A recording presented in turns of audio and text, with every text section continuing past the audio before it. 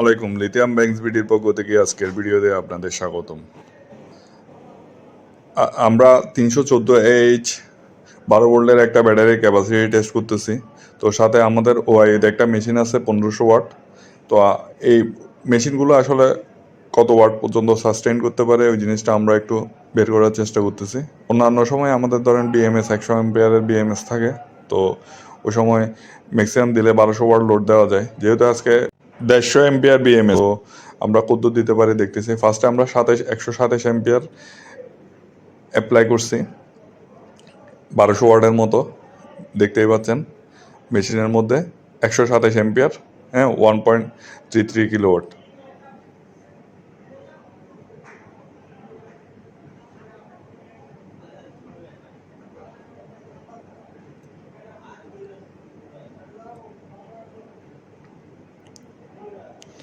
এরপর আমরা 127 অ্যাম্পিয়ার, যেহেতু 150 অ্যাম্পিয়ারের বিএমএস, আমরা আর একটু বাড়াই,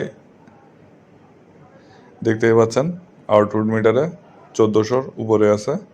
এখন আমরা লোড, আমাদের একটা হচ্ছে 1200, এখন এটা হচ্ছে 100, মোট 1300 ওয়াট লোড করলাম। 1523 ডিসি সিস্টেমের মিটারে, 1523 আউটপুট মিটারে।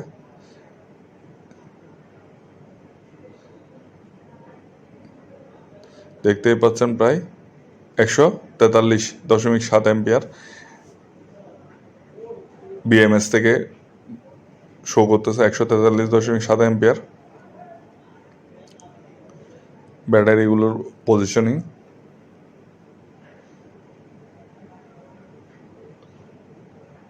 এখন আমরা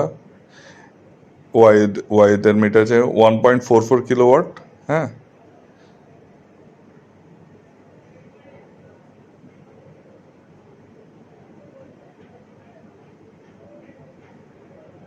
এই 141 অ্যাম্পিয়ার দেখতেছেন ব্যাটারি থেকে 141 অ্যাম্পিয়ার কনজিউম করতেছে 1.44 কিলোওয়াট।